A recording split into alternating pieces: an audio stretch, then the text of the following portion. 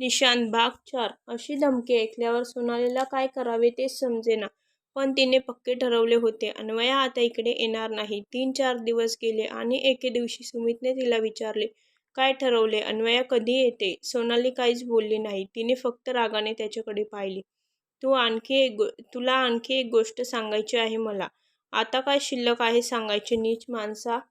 मला शिव्या देण्यापूर्वी काही गोष्टी तू समजून घे. ज्या दिवशी मी अन्वयासोबत मजा केली त्या दिवशी ती मजा मोबाईलमध्ये कैद करून ठेवली. काय हे काय बोलतोस तू? सुमित सोनाली ओरडलीच. हो, त्याला MMS म्हणतात. तुला काय वाटले अन्वयाबरोबर असे काही करून तिला असेच सोडेन? ती मला कायमची हवी आहे म्हणून तर याचा पुरावा मी माझ्याजवळ ठेवलाय. आता सांग कधी बोलवतेस अन्वयाला? आता मात्र हद्द झाली. असे काही करताना तुला लाज कशी वाटली नाही रे? ते लाज-बीज ठेव बाजूला आणि पुढे काय ते सांग. नाहीतर थांब तुला दाखवतो सगळे म्हणजे तुला समजेल तरी नक्की काय झाले. असे म्हणून सुमित तिच्याजवळ सोफ्यावर येऊन बसला. सोनाली तेथून उठायला लागली त्याआधी त्याने तिचा हात पकडून आपल्याजवळ ओढले. आता ती जवळजवळ त्याच्या मिठीत होती. तिला एका हाताने तसेच धरून दुसऱ्या हाताने त्याने स्वतःचा मोबाईल उघडला आणि तिला दाखवू लागला. पूर्ण नग्न असलेल्या अन्वयाबरोबर केलेल्या सेक्सची क्लिप सोनालीला बघवेना. अन्वया खूप प्रतिकार करीत होती, पण स्वतःच्या मुलीचे हे धिंदवडे बघताना सोनालीने डोळे झाकून घेतले आणि ती सुमितच्या जवळून स्वतःची सुटका करून घ्यायला लागली. सुमितने हसून तिची सुटका केली आणि म्हणाला, इतका सुंदर केला MMS आणि तुला बघवेना? हा हा हा.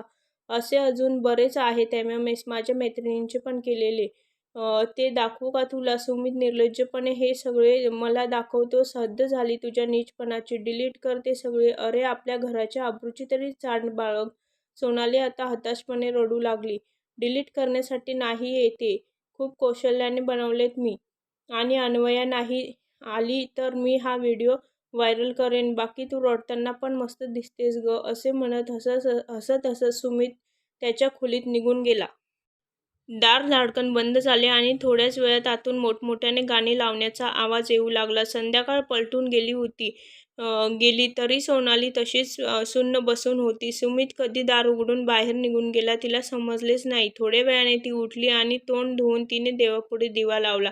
खायची काहीच इच्छा नव्हती, पण उगाच भाताचा कुकर लावला आणि बाहेर जाऊन बसली. आता काय करायचे, कसे करायचे तिला काही सुचत नव्हते. कोणाला ही गोष्ट सांगावी तर घरच्या आबरूचा प्रश्न.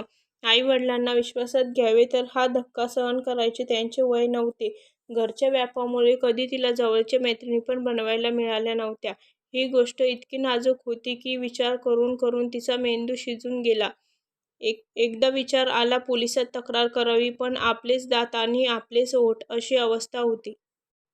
गेल्या काही दिवसात आयुष्य कुठल्या कुठे फरफटत आले होते. अमितच्या अपघाती निधनानंतर सावरायचे होते ते राहिले बाजूला.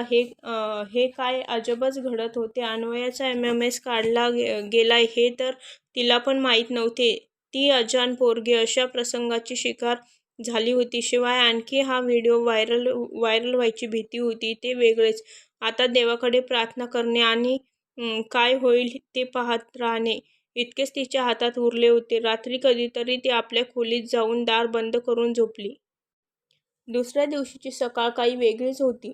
चहा पिताना सुमित म्हणाला, तुझा अन्वयाला बोलवायचा काही निर्णय झालाच नसणार. असू दे, मी ठरवले काल. आता तू अन्वयाला नाही बोलवलेस तरी चालेल. तो काय बोलतो आहे सोनालीला समजेना.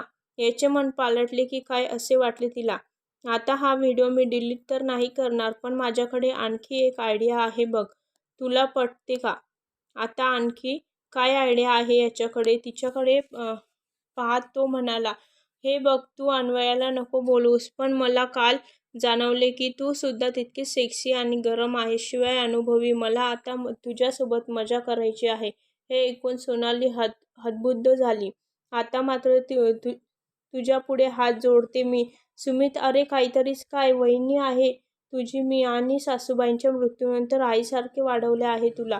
अगं ते त्यावेळी झाले की आता काय त्याचे? आता गरजा बदलल्या आहेत माझ्या. हे बघ, मला आता चर्चा नकोय आणि तुझे उपदेशाचे डोस पण नकोत. एकतर अन्वयाला इकडे बोलव, नाहीतर तू स्वतः ये माझ्या बेडवर. नाहीतर मग मला या व्हिडिओचे काहीतरी करायला लागेल. आजचा दिवस देतो तुला, उद्या याचा निर्णय सांग मला. असे बोलून सुमित बाहेर निघून गेला. सोनालीच्या डोळ्यापुढे अंधारी आली. आता काय करावे या सौद्यात तिची पण बोली लागली होती. रात्रभर ती जागी होती. डोळ्याला डोळा लागला नाही. अखेर मुलीच्या सुखासाठी स्वतःचा बळी द्यायचा निर्णय तिने घेतला. परिस्थितीपुढे काहीच इलाज नव्हता. सकाळी नेहमीप्रमाणे चहाच्या वेळी सुमितने विषय छेडला. हाय डार्लिंग, काय ठरवला निर्णय?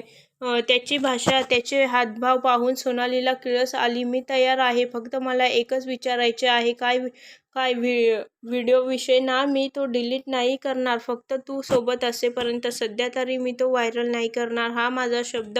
या अशा हलकट माणसाच्या शब्दावर काय विश्वास ठेवणार? आणखी एक सोनाली म्हणाली. समजले मला तुला काय म्हणायचे आहे ते. तुझा व्हिडिओ वगैरे मी नाही काढणार. अगं, माझ्याकडे एकापेक्षा एक व्हिडिओ आहेत. तुझा काढून काय करायचे आहे? काय करायचे आहे? आता तू अख्खी मला कायमची मिळणार आहेस, मग कशाला व्हिडिओ? सोनाली काहीच बोलली नाही. काय शिल्लक होते बोलायला? चल मग सुरू करू आतापासून. ये अंघोळ करून मस्त कपडे घालून. माझ्या खोलीत अधीर आहे मी अगदी. सोनालीने शांतपणे आवरले आणि बळी द्यायला निघाल्यासारखे सुमितच्या खोलीकडे पाय ओढत निघाली. सुमित तिला आपल्या खोलीत पाहिल्याबरोबर खुश झाला आणि आवेगाने त्याने तिला मिठीत घेतली. स्वतःच्या धीराने केलेला बलात्कार सहन करताना सोनालीला मेल्याहून मेल्यासारखे झाले. काय घडत होते आणि कसे, तिला काही समजत नव्हते. सुमितने मात्र याची पूर्ण मजा घेतली. एकदा दोनदा नाही, 3 वेळा सुद्धा त्याचे समाधान होईना. खरंच कसली मस्त आहेस तू, घरातच ही मेजवानी मिळेल. मला नव्हते वाटले खरंच. कपडे सावरत सोनाली कशीबशी उठली तेव्हा तो बाहेर निघून गेला. सोनालीच्या शरीराचा आणि मनाचा चोळामोळा झाला होता.